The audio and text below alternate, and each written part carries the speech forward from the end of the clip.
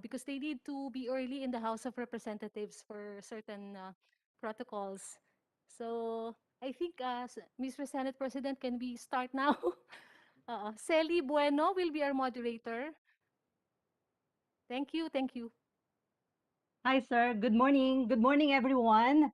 Let's start our press con with Senate President Soto. First to us is Shea Torres from ABS-CBN. Shea.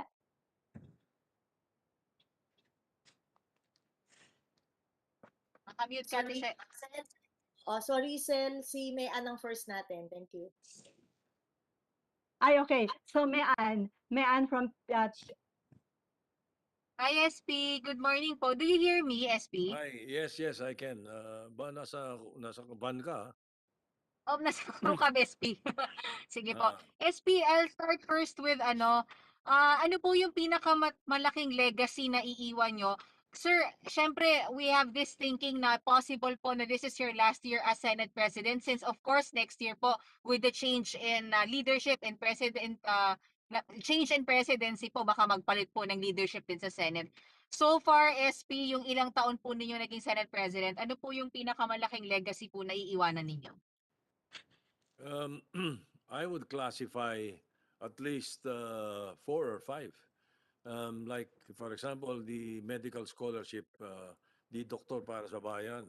Um, I think we're now the only country in the world that ginagawang doktor at libre ang pagiging doktor basta ikaw ay Pilipino. So yung Doktor para sa Bayan Scholarship Program, that's one.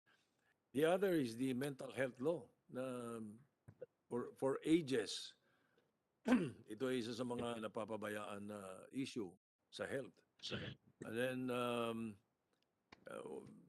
marahil yung dalawang bayanihan, Bayanihan 1 and Bayanihan 2, na pinagmulan yan, pag-uusap namin ni Secretary Dominguez na ginawa namin batas thereafter. At I being the principal author, and all of the other senators as co-authors.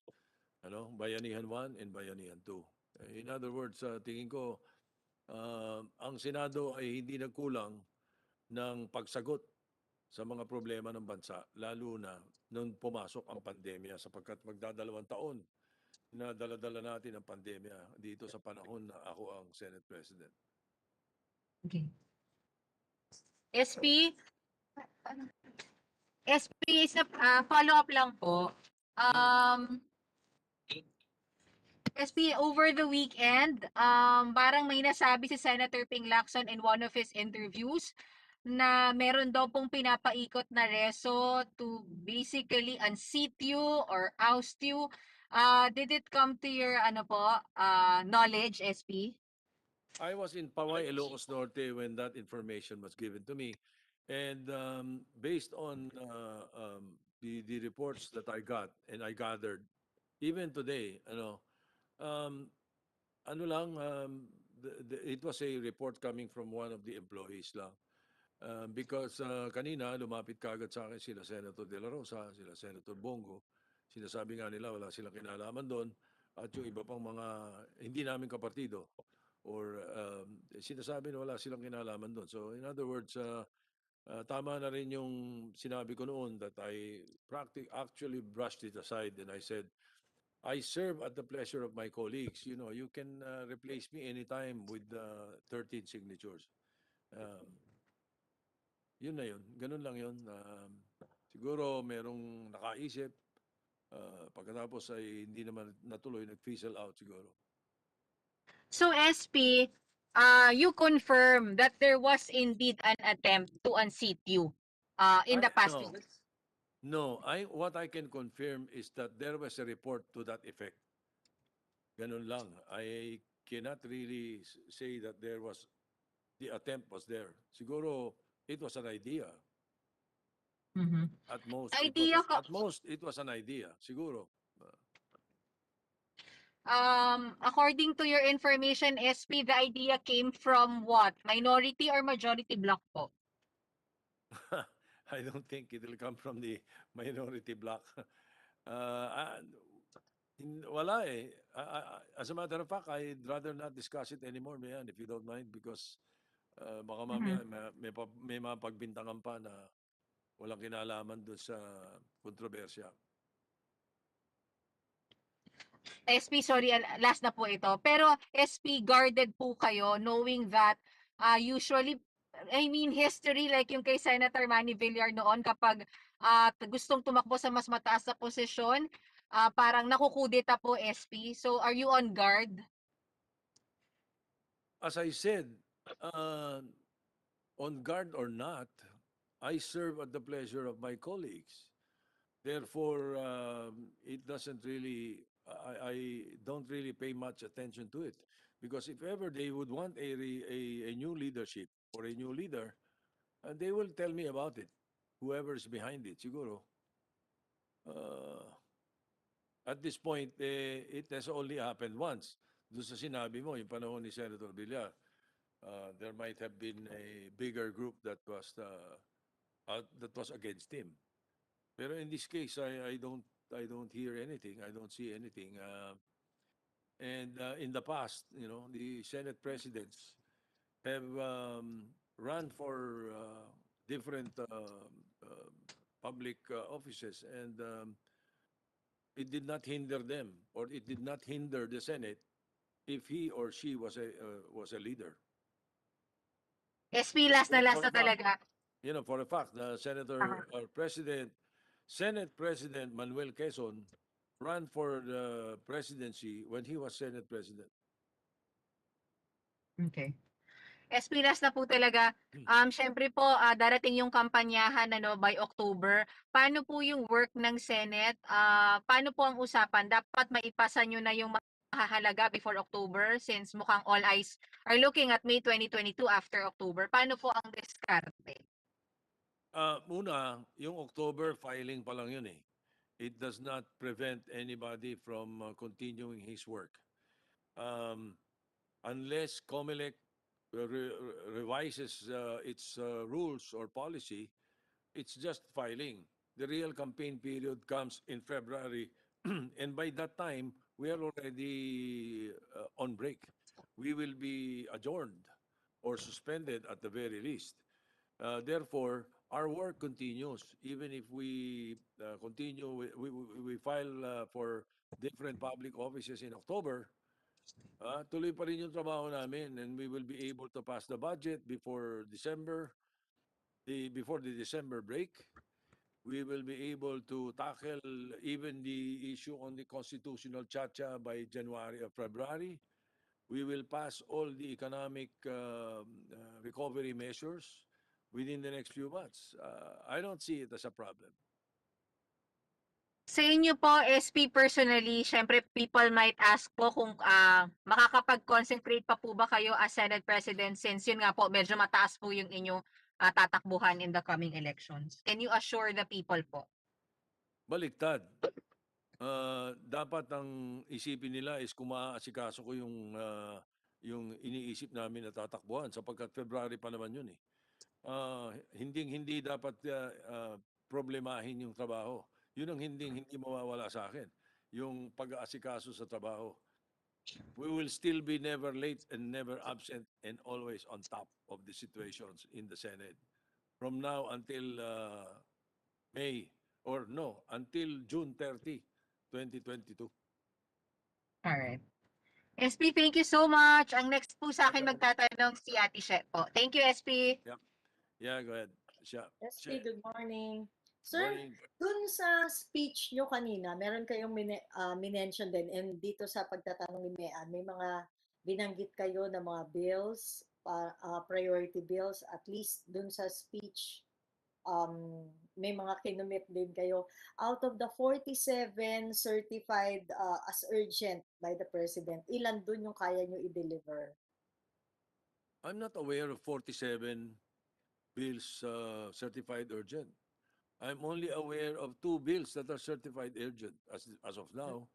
It's the Foreign Investments Act and the Public Services Act. The other one that is certified urgent is already in the bicameral conference committee. So I don't know about the others that were certified. I'm not familiar with that. I don't even think there are 47 Mm. measures that are certified urgent by the president. And most of these are covered by my speech earlier, especially when I said that the Senate aims to assist families, industries, or sectors that generate income.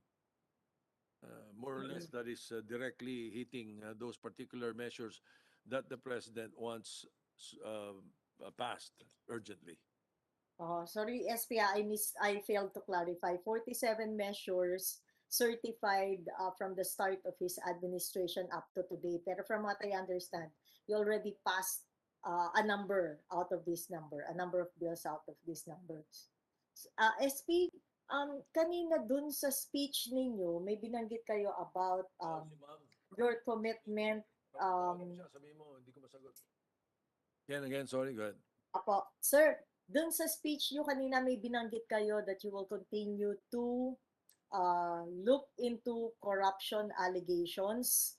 Can you mention some of your priority investigations in the coming days in Hindi relation to na, corruption? hindi na, I said it in a general manner because it's best that I do not pinpoint any of these because I leave it to the Senate resolutions tackling those particular issues. Ano? So I just gave the assurance that we will continuously seek um, to expose corruption in public service and focus the committees concerned on any of the issues that are brought to our attention.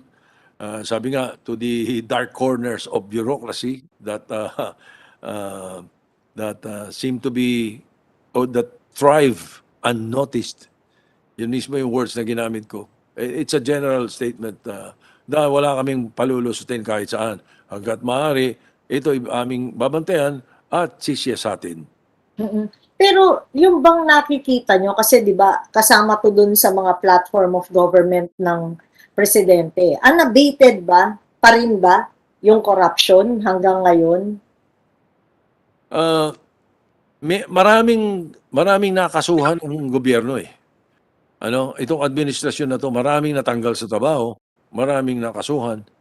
Um, ang kailangan talaga siguro ay yung mga matitingkad ay mas mabilis ma-actionan. Yun siguro. Like for example, yung PhilHealth, di ba? Isa sa mga issues na ano na, yung mga issues sa Department of Agriculture.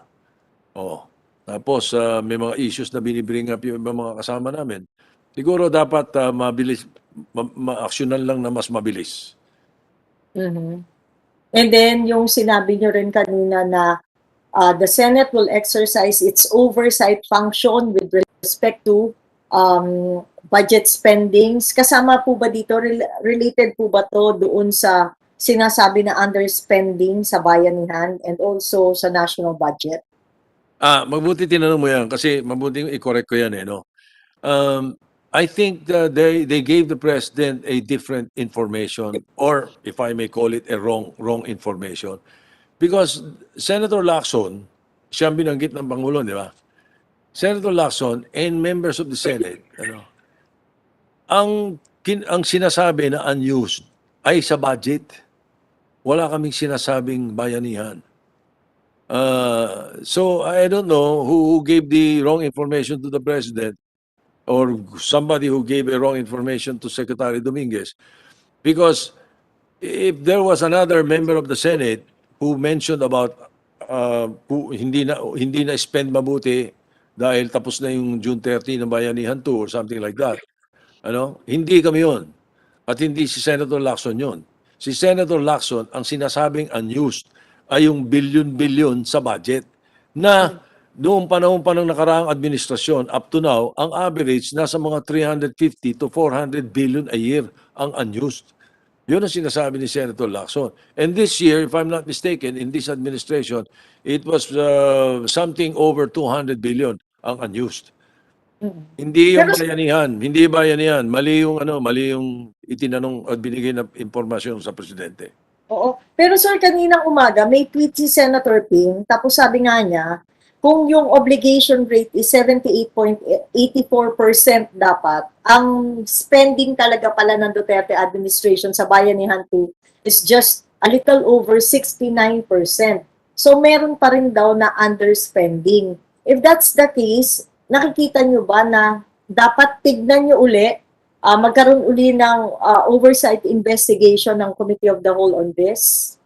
Yes, Kasi sayang yung pera. well, yes, the committee of the whole is live on this particular issue. If you will recall, the last hearing we had is I merely suspended. I did not adjourn. And in fact, we have not even gone halfway of the committee report. So yes, we can look into that. We can always exercise, aside from oversight authority, the fact that the committee of the whole is still live on this particular issue. Mm-mm. Sir, can we safely say that the Committee of the Whole, will look into that or may Yes, pa lang? we should clarify. We should be able to clarify, no? As I said, una pa lang, yung sinasabi na underspending na sinasabi ni Senator Lacson was addressed about the budget.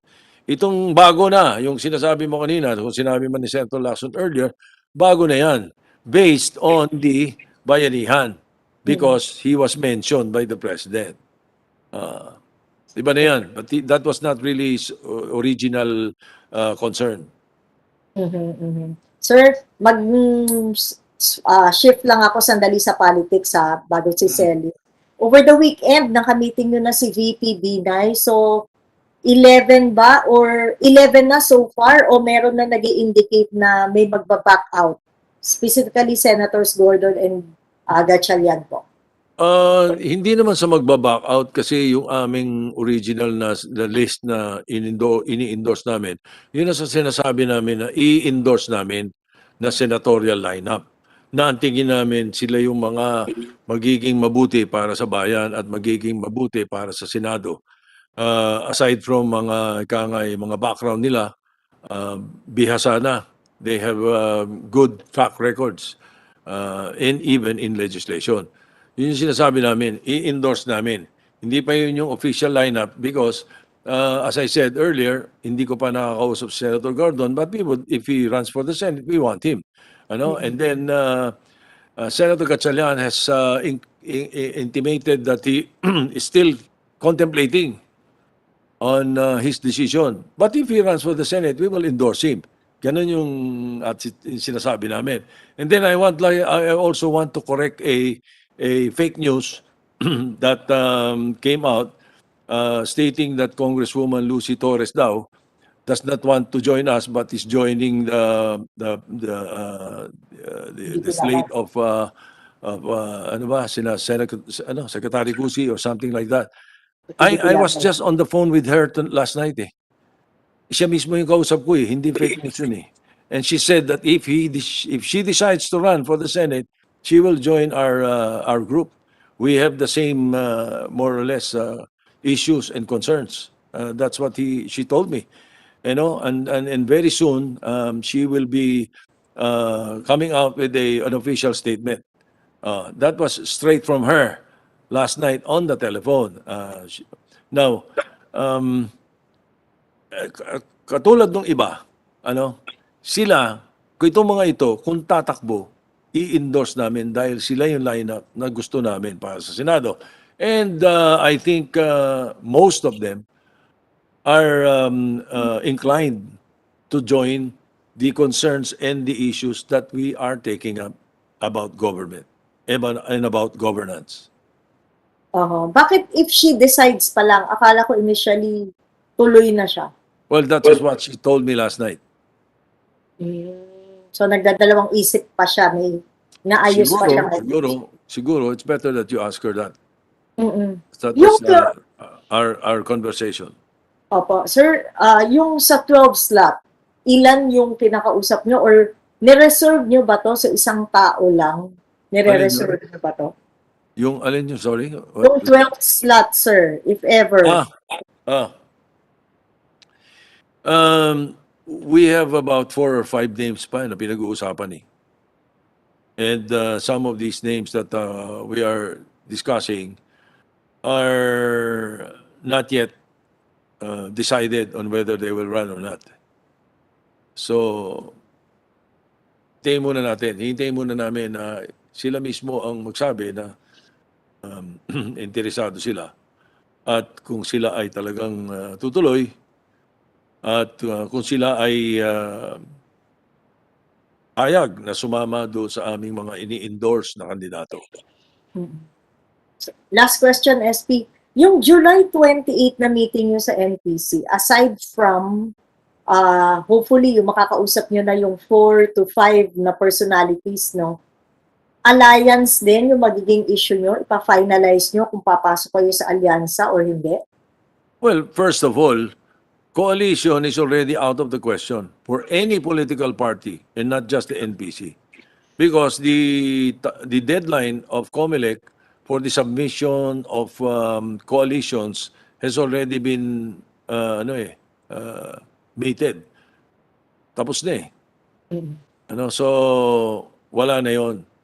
Definitely what we will be discussing would be mere alliances. And we will be very cautious about contradictions in the local level. Usually that is the problem of our party. Marami kasi kaming congressman, maraming district, marami kaming mayors, marami kaming governors. Meron kaming mga iniiwasan na alliances sapagkat may mga fina-file silang kandidato against sa kandidato namin eh. Ganun eh. So, paano kami makikipag-alliance sa kanila? That is the only reason na that is one of the reasons that we'll be meeting. We'll discuss it further. So action and reforma ang priority so far, sir. And una. And UDA. Okay. So happy. Okay. Thank you, SP. Okay, thank you. Che. Hi, sir. Good morning, Sally. Sally, go ahead. Sir, dun sa speech nyo kanina, na-mention nyo na dapat bigyan ng patuloy na ayuda yung ating mga kababayan na naapektuhan nitong pandemic, lalo na yung nawalan ng trabaho. So, does it mean, sir, na magiging priority ng Senate yung pagpapasa po ng Bayanihan 3 o yung ayuda ay doon na lang ho sa ipapasa nyo na 2022 budget? We're trying to address it through the trade liberalization. We're trying to address it also through the Foreign Investments Act. We're also addressing it through the Public Services Act. Now, we have a Bayanihan to Heal as One Act pending. We can prioritize that because that is the counterpart of the Bayanihan 3. Depende nga eh. Kung ma-address na namin ito dito sa mga advanced stage na mga bills, hindi na kailanganin yun. But kung hindi ma-address lahat, then yes, we will prioritize the concerns being addressed by Bayanihan 3 of the House and Bayanihan to Heal as One Act by the Senate. Kasi na-mention ho ni Senator Juan Miguel Zubiri na kung sakali na lumala itong problema sa Delta variant na ngayon naman local transmission pa, hindi community transmission pa, baka daw ho magkaroon nga ng necessity na magpasa ng Bayanihan 3. Yes, I agree with the Majority Leader, Senator Zubiri. So yung sabi niyo, hindi dapat pabayaan yung ating mga OFW. So, maipapasa po dito sa third regular session yung panukalang batas na magki-create ho ng Department for Overseas Filipinos? Oo, kasi as I mentioned in my speech, matagal ng panahon na maganda ang nagiging resulta. Noong, although hindi natin ini-endorse sapagkat gusto natin naririto ang mga Pilipino sa kanilang mga pamilya. Pero sa mga trabahong kinakukuha nila abroad, ay malaking bagay yung nakakatulong sila sa ekonomiya sa atin. Lately, because of the pandemic, hindi ba, sila rin mismo hirap. At nagkakaroon din ng problema sa mga palisiya, sa sweldo, sa lahat na. Kaya we are going to look at the Department of Migrant Workers and Overseas Filipinos if it may be able to answer the problems that they're encountering. That is uh, that is the concern that I mentioned earlier. Sir, yung mga minention nyo na bibigyan priority na ma-approve, dapat lahat ito ma-approve before the filing ng Certificate of Candidacy OCOC sa October kasi after filing, di ba budget na ho yung focus ng Senate? Hindi pa rin sapagkat pipilitin namin before the budget. It's not really the filing. I don't know. I'm not too concerned about the timetable of the filing of the certificate of candidacy. We have to work first. The best way to campaign is to work hard. Hindi ba? So it doesn't matter, really. What matters is that before we receive the budget, as much as possible, all the bills that are important should be passed already.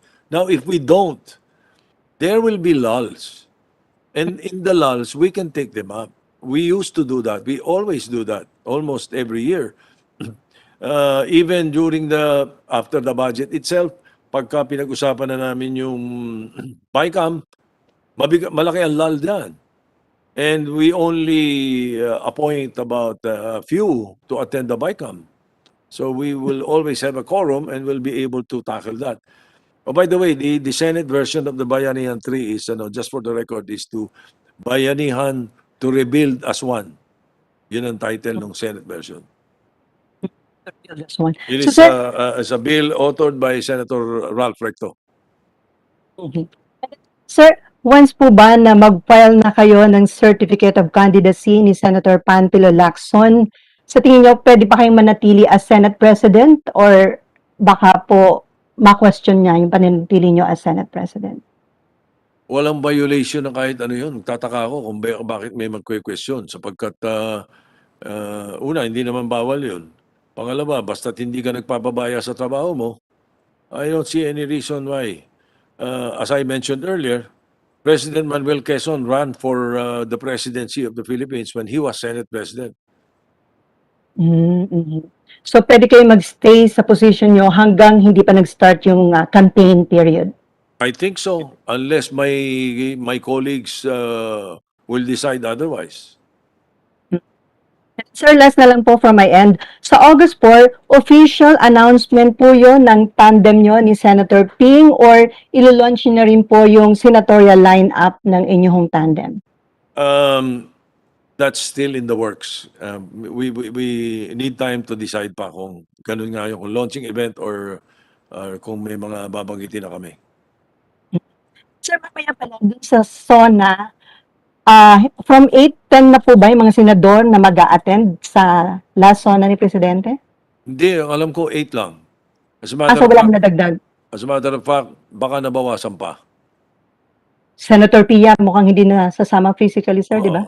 Sabi niya kanina, So baka maging 7 na lang kami. Okay. And then tomorrow, sir, open close yung session for Pinoy or magse-session na ho kayo bukas?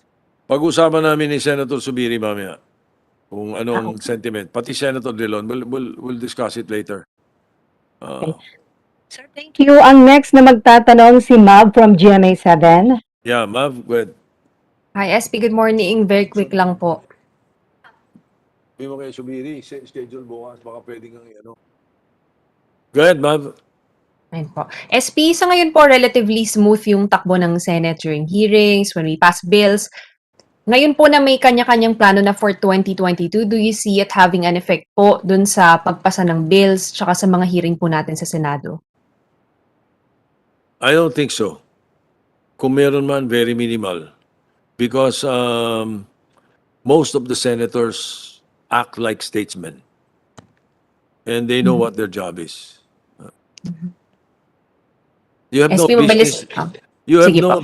have no business being in the Senate is kung puro politika lang ang nasa utak mo. SP, sa darating po na budget season, ano po sa tingin niyo yung mga departments na pinakakailangan busisiin?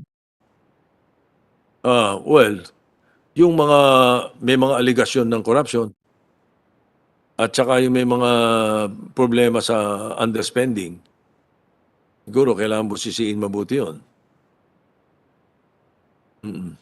Meron po ba kayong mga na pinpoint na SP na mga departments na you might consider giving a smaller Red flag. budget kumpara sa nakaraang taon po?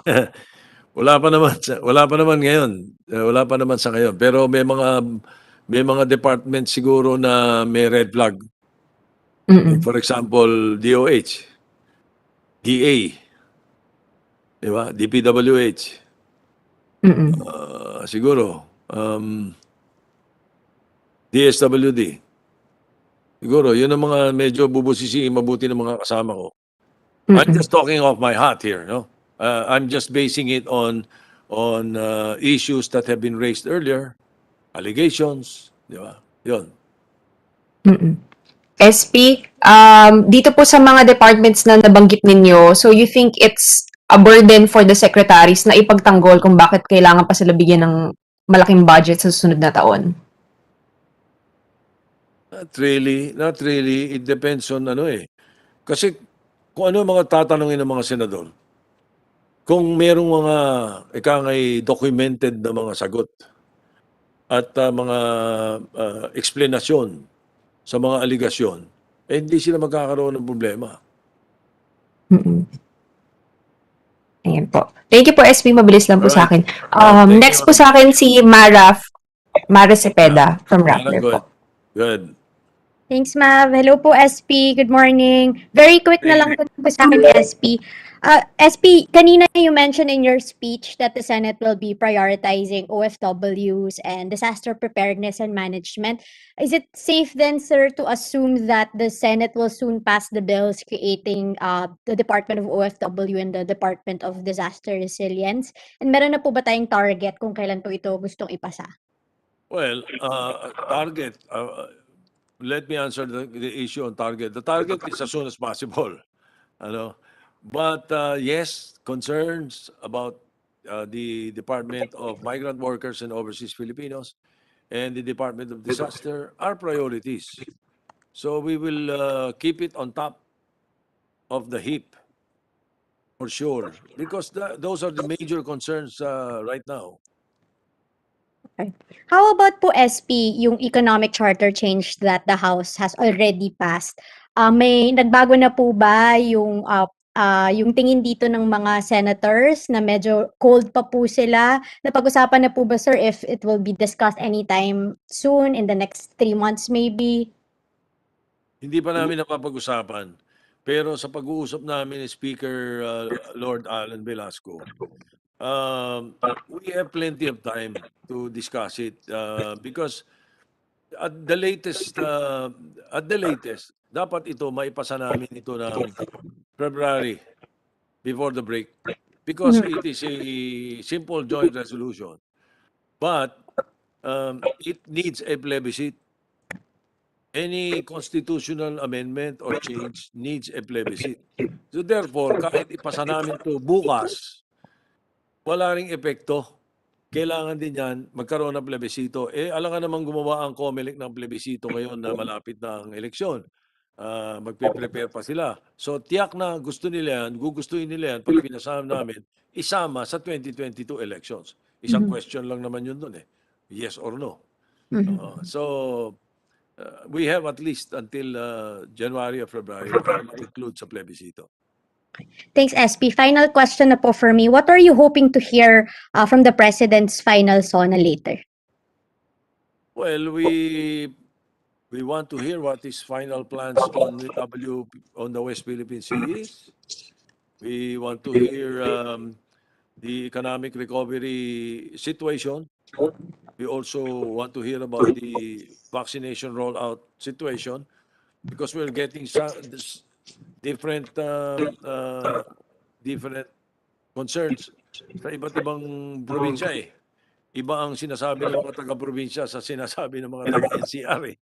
So, siguro, the president is private to all types of information. So perhaps he will be able to tell that later or say that later. Okay, thank you so much, Sorry. SP. Sige, Next Mara. po magtatanong si Ate Eunice Monte po. Hi, SP. Good morning po. Good SP, morning. Go ahead. I have few questions na po daw. We all know few months campaign season na Yes. po. So how will you encourage po your fellow senators na unahin muna yung work sa Senate and ma-assure lang na hindi mapapabayaan po yung mga trabaho pa sa Senado? Um, One thing is certain. As I said earlier, most of the senators act like statesmen. They will prioritize their work. That is the leadership that I always show. Ano? Kaya ang tingin ko hindi problema yung makakakampanya o makakampanya. Hindi problema yon. I'm sure yung trabaho muna ang priority because that will be my priority and our priorities. Yung trabaho pa rin namin. Second, it's not like a guarantee, but it is because hindi ka naman makakaikot masyado eh. Wala naman mga rally-rally yan. Mga ganyan. So, pwede na yung mga consultative town hall meetings, mga ganun lang yan. Eh, yan eh pwedeng gawin during the weekend. Do not do your campaigning during the time of work, which is Monday to Wednesday. So, I'm confident that our colleagues and our group will be performing our work and task well. SP, balikan ko lang po yun sa kaninang sa dun sa Senate President, no? Kailan po ito nakarating sa inyo, SP, yung tangkang pagpapalit po ng Senate President? Well, merong mga taga-Senado na employees ng Senado na I think employees ng mga senador din na nag-text lang at sinabi nila na merong ganon. So, I was in Paway, Ilocos Norte, together with Senator Lacson when that information got to us. And, I said to myself, oh, gano'n naman talaga eh. I only serve at the pleasure of my colleagues. So if there are 13 members of the Senate who wish to have a different leader, they can do that anytime. They're more than welcome. Kaya okay lang sa akin yun. Hindi ako nag-aalala doon. Alright, SP, last na po on my part. Ano po kaya yung President's legacy na sa tingin niyo po ay talagang matatandaan ng mga tao? At ano po yung pinaka-importante na dapat bigyang pansin ng susunod na presidente o susunod na administrasyon na hinap bigyang pansin dito sa administrasyong Duterte po? Thank you po. Yung first part na tanong mo, Eunice, when you said, alin yung, sinong, Legacy batas matanda, legacy nino? ni Pangulong Duterte po Ah, na I think siya na lang ang tanungin mo. I mean, I think it's the executive department that we be best to answer that that question. Marami kasi kaming ibang mga siyempre pananaw at concerns eh. Okay? kayo po SP, kayo po ano po yung pinakamaiiwan niyo pong legacy as Senate President po? Well, marami nung ako'y senador mula noong 1992 hanggang sa ngayon. Pero kung ang tinatanong mo ay as Senate President, then siguro may pagmamalaki natin na yung Doktor para sa Bayan Act, the medical scholarship, free medical scholarship for all Filipinos, the Mental Health Act, the Bayanihan to Heal as One, Bayanihan 1, Bayanihan 2, puro yun na ang lalakas ng impact sa ating mga kababayan. Marami pang iba, pero yun yung ako principal author eh. Kaya yun ang nababanggit ko. Alright. Ano po kaya Alright. yung Okay, thank you SP. Thank you, Eunice. Thank you. Okay na? Last question is Babylin Cacho Resulta. Morning, Yes. Mr. Senate President. I would just like to ask Okay, about Billy. the budget. We have 5.024 trillion pesos for next year. How much of this do you think will come from foreign and domestic borrowings po? It'll be a wild guess on my part. because I know for a fact that more than 50% goes to personal services. And then there is a big chunk that is already mandated for foreign debt. Ano? So, borrowings, I'm not sure. I cannot answer the question maybe because that is up to the executive. If I will give a venture a guess, siguro about 10%. But that is the problem that we would like to solve, sana, and also the future administration.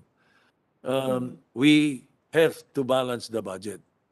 If you balance the budget and you continue and you pursue budget reforms, we need not add to the debt that we are in already. I think that is a technique that the next administration should try to conduct. Mhm. As it is now, Senate President Soto, do you think this is too high? And do you think it will be trimmed further as the legislative process goes on? Kung pwede, yes, yes. But we have 1 year to go. I can particularly give a second look because of the question that you brought out. I will definitely take a second look at the proposals of the budget when it reaches us for this year because it's the last year of this administration. So um, we should take a second hard look at that particular issue. If we will be able to trim it down, if it's too big, and if possible, a learning process for the next administration to balance the budget. Mhm. Last question, Senate President. If you think it's going to be trimmed down, do you think you will run into a clash with tongs and hammer with the executive department again? Uh, that is a possibility. But I do not discount the possibility of finding a middle ground. We always try to do that anyway. Okay, thank you so much, sir. Yeah. All right. Thank you. Okay, with that, thank you so Ladies and much, Senate gentlemen, thank President you. Vicente Soto III. Thank you, Thank you. sir. Asan na si Lisa? Meron pa ba? Pwede na, solved na tayo, no? Mm. Meron Punong-puno na kayo ng balita galing kay SP. Okay na, mga Oo, okay na. kaibigan? Tapos na. meron Oo. pa ba, Lisa? Wait. Sir, thank you. Senator Drilon. Sige. Pwede ba? Um, Pwede ba, Senator? okay. Pwede, Si, Senator si Drilon. Senator, wait lang Senator Mix, I think is outside. Wait. Let me check ha. Parang okay na kami kay SP. May tanong pa ba kayo?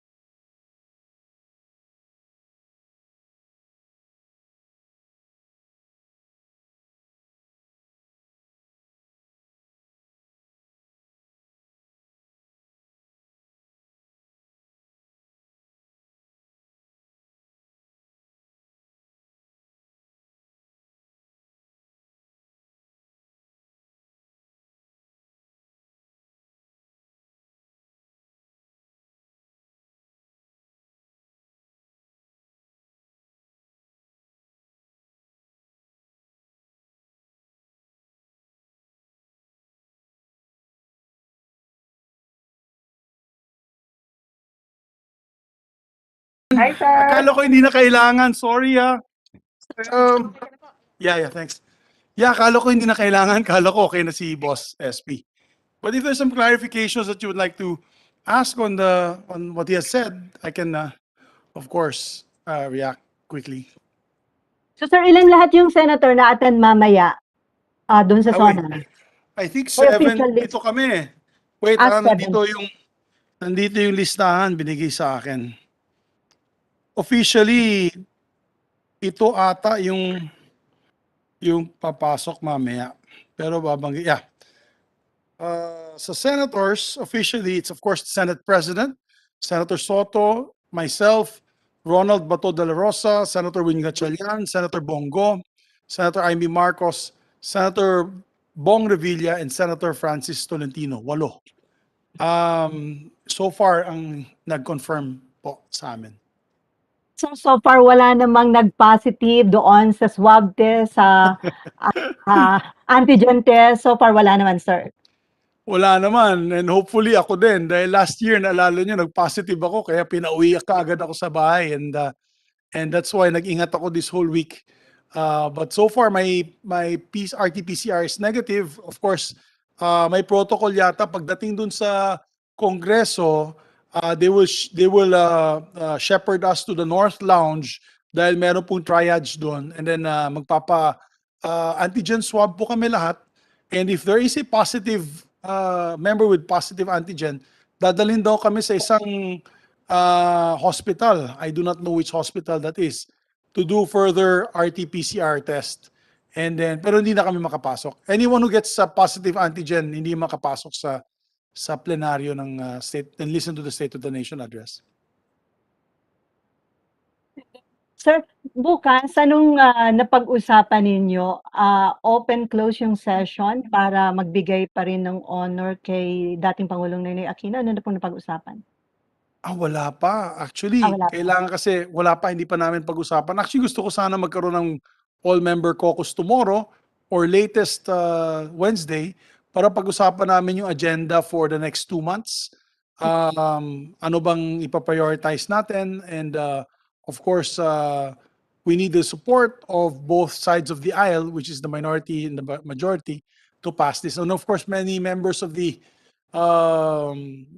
majority as well who have questions on pending bills already in the Senate floor. So yan, para at least maka-unsad na tayo, maka-umpisa na tayo ng agenda by Wednesday.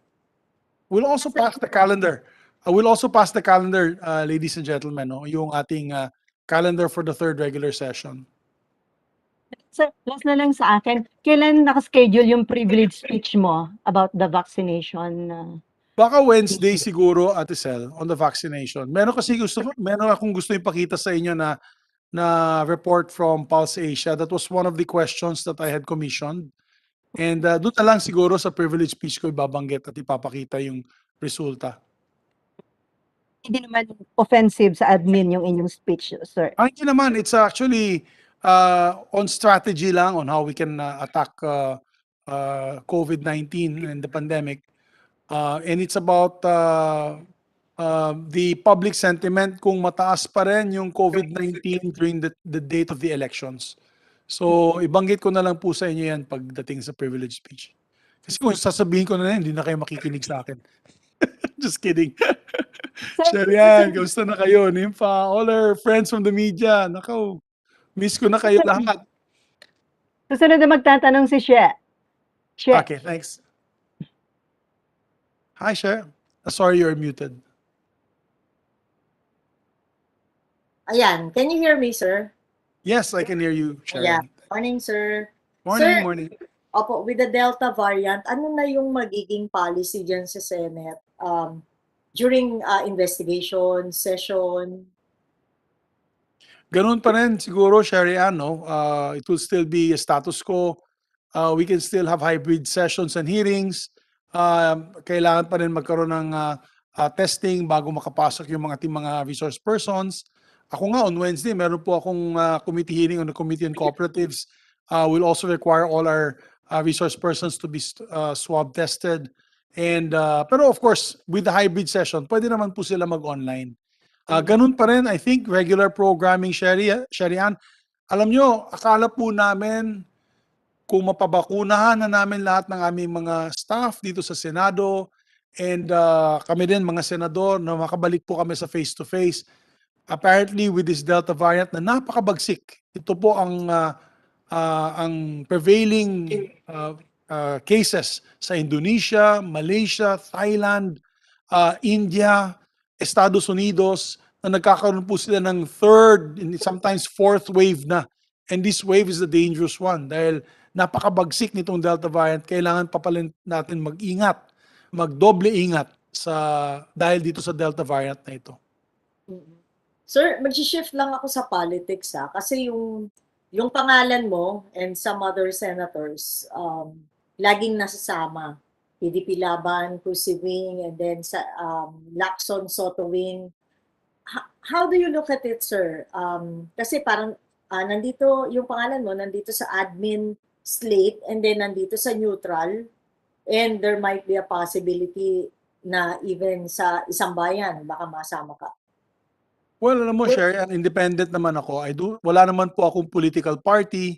Nung nag-file po ako ng 2016, I filed as an independent. I will file again this October 1 to 8 as an independent. Nakita naman po nila ang track record ko. I can work with anyone. No? Basta ang kanilang puso at hangarin para sa ating bansa ay para lalo tayong umunlad at lalo natin mahanapan ng solusyon itong kahirapan. So, it's happened before, Sherry, nung 2016, nung tumakbo po ako, dala po ako ni President PRRD dun sa kanilang election campaign. Dala din po ako ni Senator Grace po, of course, Ma'am Grace, and dala din po ako ni Vice President Binay. So I was carried by three presidential candidates at that time in 2016. Yung Liberal Party lang po hindi nagdala sa akin. So I've done it before, Sharian, and ako naman, I can work with anybody. Pwede naman po ako makipagtrabaho sa kahit sino sa kanila na manalo. Ang kaibigan, halos kaibigan ko sila lahat, Sharian. Name the presidential candidate, kaibigan ko po sila. And I've worked with them in the Senate, whether in the past or whether incumbent po sila. And I have no problems working with anyone who wins this 2022. Sir, have you been invited by isang bayan? Kinausap po ako nagpapadala po ng overture ang grupo ni Attorney Attorney Calleja. And of course, ako, I am honored and of course very happy and elated na maraming gusto mag-adapt sa akin. NPC, of course PDP, yung iba't ibang partido pa, HNP, kinausap din ako ni Speaker Lord Velasco, and I've accepted also their invitation to be part of their slate. Lalo lang taga Mindanao po ako. So medyo I'm in a so hindi pa naman nabubuo, Sherian, kung sino talaga ang tatakbo. So far, ang decided pa lang, ang nag-announce na po is Senator Ping Lacson together with Senator Soto and of course Senator Manny Pacquiao, who is a fellow Mindanaoan. So far, yun pa lang po ang nagdedeklara. So we'll probably get to cross the bridge when we reach the bridge. No? We'll cross the bridge when we get there. As of now, wala pa naman na Sherian. I am just honored and humbled na iniimbita po ako ng iba't ibang partido na sumama sa kanila. Dahil nakita naman po nila, Sherian, kilala nyo naman ako ng ating mga media sa Senate. Hindi ako palaaway. Hindi ako nag-aaway. Naghanap ako ng consensus bilang majority floor leader para makapasa po tayo ng mga panukala na talagang ikakabuti ng ating bansa. Wala naman akong political agenda. At I think yan po nagustuhan ng aking mga kasamahan sa Senado, whether it's majority or minority. Ang kantsaw nga nila, I work so well with Senator Drilon, baka ano daw ako, closet minority. Pero ang totoo dyan, si Senator Drilon, closet majority. Ano siya, tumutulong naman po siya sa kapakanan ng ating bansa. At of course, pagdating po sa mga panukala na napakaganda sa ating mga kababayan, wala nang partidong pinag-uusapan, wala na pong partido-partido. Tulungan na po kami. And I think that's what I'm proud of, that I can bridge that together. Sir, let me clarify that. You were invited by HNP to appear before the selection committee. Ganun ba? Ang kumausap sa akin is Speaker Lord Velasco, and of course I told Speaker Lord na I would be honored to be part also of the team. Kung kailangan po mag-attend ng kanilang uh, selection process, why not? I think my track record can speak for itself. Three-time elected majority floor leader po ako, perfect attendance po ako sa Kongreso at sa Senado.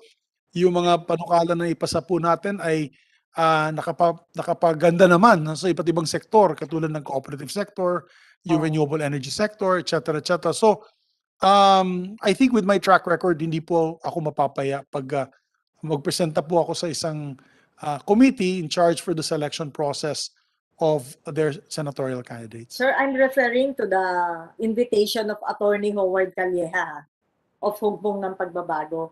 Have you accepted, sir? Hugpong ng pagbabago, hindi yata si Atty. Calleja, I think isang bayan. Ay, sorry, sir. Of Isang Bayan, sir. Have you accepted, sir? The Hindi invitation? pa at this point in time. Ayoko kasi malabel Sharian at this point in time na administration, opposition. Kasi ako, independent ako eh. And there's several of us are running independent. Yung hindi ko gusto pong mangyari that I'll be labeled kaagad with a color na hindi naman, independent naman ako and I can work with anybody. Sir, sorry I have to zero in on this. Kasi kanina sabi mo, you welcome the support of PDP Laban, of Lacson Soto Group, and then other groups. And then pagdating sa Isang Bayan, sabi mo ayaw mong malabel. Actually, pati kay Senator Soto, I actually mentioned to him, Tito Sen, alam mo naman yung situation ko, taga Mindanao po ako, but I'm so happy that you have chosen me to be part of your lineup. Ang sagot naman ni Senator Soto sa akin ay, hindi, walang iwanan tayo, hindi tayo nag-iwan, hindi naman tayo nag-iwan ng isa't isa itong last 3 years. So we'll stay together. So we'll still adopt you. Kasi anyway, wala ka namang partido. So sana ganun din sa ibang mga political parties. And with all due respect dito sa Isang Bayan, hindi pa nila ako nakakausap. So hindi pa kami nag-uusap. Hindi pa ako Invitation pa lang. nakipag-usap sa kanila. Yes. And then, last na lang. Gano'ng kaingay yung oust Soto plot the second time around? Wala naman. Actually, as God as my witness, sinabi ko na to at hindi ako magsisinungaling sa inyo. Walang lumapit sa akin ng break for any resolution or any move to oust Senator Soto. Narinig ko lang yung balita na yan through the staff. At baka chismis lang po yan. Baka staff lang ang nag-initiate. Alam mo, minsan pag yung mga staff, di ba, nagiging overeager, gusto nila pong tulungan ng kanilang mga principals. So baka sila nag-uusap, ay ano natin, mag-file tayo ng resolution. Pero baka hindi alam ng mga principals nila yon. So posible nangyayari yun. But the president still has the trust and confidence of the majority. And even he has the love and the trust of the minority. Very close po yung minority leader sa ating Senate President. So I think it's safe to say at this point in time, pandemya na yun, bakit po tayo mag-aaway-away dito sa Senado? We have to pass so much measures para mabuhay muli ang ekonomiya, para mabigyan ng ayuda ating mga kababayan, lalo na ang discussions sa national budget. Baka hindi na natin, wag na muna natin talakayin itong mga leadership changes at this point in time. Dahil pag yan ang nangyari, magkakagulo talaga. Lalaki yung minority. Siyempre, yung mga matatalong grupo ni Tito Sen ay lalaban. Wala talaga tayong maipapasa. That's why my appeal is that we stop the discussions of all these leadership changes and let's focus on our job at hand. We only have 3 months left, realistically. August and September for this session. Magbe-break po tayo ng October 1 para sa filing. And then babalik po kami presumably first week of November hanggang third week of December. So talagang naiwan na lang is 3 months, 3.5 months. So kasi pagbalik po natin ng January, campaign na yan eh. Wala pang 3 linggo, kampanya na. So pag-umpisa ng February, iba na ang syempre ihip ng hangin sa buong Pilipinas, kampanya na. Okay. Thank you, sir. Salamat Thank you, po. Sharian. God bless. God bless, sir. Okay. May gusto pang magtanong kay Senator Zubiri? Kasi pwedeng patanong po, Okay, go ahead. sir, yung sinasabi niyo kung adoption from different party, is it mean na without commitment po ba or may commitment din kayong ginagawa? Well, hindi ko pa kasing, mabigat na tanong yan. Siyempre, ayoko naman tumanggi ng adoption. I'm willing to be adopted dahil ano nga ako, independent. So at this point in time, pag-uusapan pa natin yan kung yan ang napakahirap lang kung saan talaga entablado tayong tatayo. But it's possible, like in 2016, ako at ilang senador na independents ay umikot na mag-isa, 'di ba? At nag-motorcade, nag-ikot din. So that could be a possibility kung madala po ako ng iba't ibang partido. I may have to do a campaign wherein hindi po tayo nakatayo sa isang stage lamang at umiikot tayo sa buong Pilipinas kasama ng ibang independents. That is a possibility. Nag-uusap na kami ng iba't ibang senador, comebacking, for example, Senator Lauren Legarda, Senator JV, gusto po nila kumampanya kami, magkasama po kami sa kampanya, Senator Joel Villanueva, Senator Sherwin Gatchalian, if he runs for the Senate once again, then magkakasama po kami sa pag-iikot. Hopefully, no? And of course, we're also looking at the Senator Richard Gordon. Nag-usap din po kami kung tatakbo siya bilang senador muli, samahan ko din po siya, ikot din po kami sa pag-ikot sa buong Pilipinas. So meaning to say, sir, you will not endorse any particular president or vice presidential role? That's a possibility. Let the best man or woman win, di ba? Yan ang pinakamaganda dyan. Lahat naman sila capable, lahat po sila magagaling.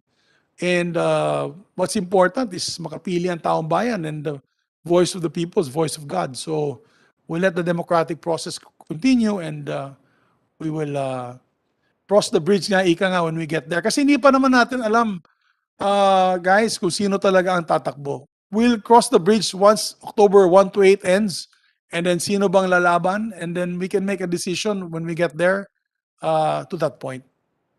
Thank you, sir. Thank you. Unique itong election na ito. Very unique. Itong election na to is the most unique elections in my recollection. Because ngayon pa lang, sa ibang dekada, talagang alam mo na kung sino yung presidente at vice president ng mga partido. Ngayon, wala pong medyo marami pang question mark kung sinong lalaban sa administration, sino talaga ang talagang tatakbong presidente. Sa opposition, hindi na natin alam kung sinong tatakbong pagka-presidente. Yung mga independent blocks, hindi na natin alam. No? So, napaka-unique itong situation na to. And it's only 2 months left before filing. Usually in other electoral contests, as early as 1 year, alam niyo na po kung sinong lalaban bilang Pangulo. Kaya pati kami, yung lalaban pagka-senador, hindi po namin alam kung saan tayo tatayo na stage, hindi din namin alam kung sino po ma-endorso namin dahil yun nga, hindi pa namin alam kung sino talagang tatakbo. And that is the uniqueness of the situation in 2022. So, exciting ba, sir, pag ganun? Medyo exciting. You know, this 2022 is first of many. 'Di ba? Kasi magkakaroon ng national elections in the time of pandemic, baka Delta variant pa. Kung Delta variant, nagkaroon tayo ng surge. Paano yun kung nagka-lockdown? How do we vote? Will the COMELEC give us extended voting times? Will the COMELEC give us 2 days? Lalo na yung senior citizens. Would it be better na maunang senior citizens? Let's say, sa umaga, lahat ng senior citizens. Kasi vulnerable sila, maski na nabakunahan. Pag na Delta variant, ay pwede pa rin matamaan. So, talagang, it's a first of many. How do we campaign? Paano kami mangangampanya? Di ba? Bawal yung rally. Baka bawal din yung motorcade. paano kami mangangampanya? Sa inyo na lang, sa media, di ba? Sa tri-media na lang, radio, TV, news, tsaka online. Which of course, kulang din po yan dahil gusto po kami makita ng taong bayan. Iba yung effect na nandun ka sa isang lugar at nagsasalita ka sa harap ng taong bayan. Hindi scripted yung galaw mo, hindi scripted yung sagot mo. At gusto talaga ng mga kababayan natin mahalubilo, no? Makasama yung mga kandidato. So, how do we campaign? Di ba po? So, napaka-strange itong election na 2022. Napaka-iba, no? Talagang unique ang situation. So, thank you very much, guys. Any questions? Any more questions? Sir, pwede pong patanongin sa Mate PTV4. Sir, good Hi. morning. Yes, Eunice. How are you? Okay naman, sir. Sir, ask ko lang po yung mga susunod na hearing natin in the first few months. Kasama po ba dyan yung SAP distribution na sinasabi ni Senator Pacquiao, saka po yung mga troll accounts daw, sir? Ano yun? Ano yung una, Eunice? Yung SAP distribution, sir, yung sa Ay, sa SAP. Opo, alam mo naman Eunice, pag dito sa Senado, winirespeto natin lahat ng mga committees. So kung talakayin po nila yan, we will give them their time to discuss these issues, particularly itong mga resolutions na final ni Senator Pacquiao and of course Senator Lacson and other senators. Yes, pwedeng matuloy po yan, Eunice. Depende sa committee ba na maghahawak nito. Pero hindi natin pipigilan yan. That is part of our oversight functions. Thank you so much, sir. Thank you. Ganda ng Filipiniana mo. Thank you po. With that, no more. Maraming salamat po, Senate Majority Leader Juan Miguel Zubiri. Thank you, sir. Maraming salamat, guys. Stay safe, stay healthy. God bless you. God bless you, guys. Thank you, sir. Ingat po. Makabalik kayo, sir, sa house. See you later. Okay na tayo? Okay na. Thank you. Okay na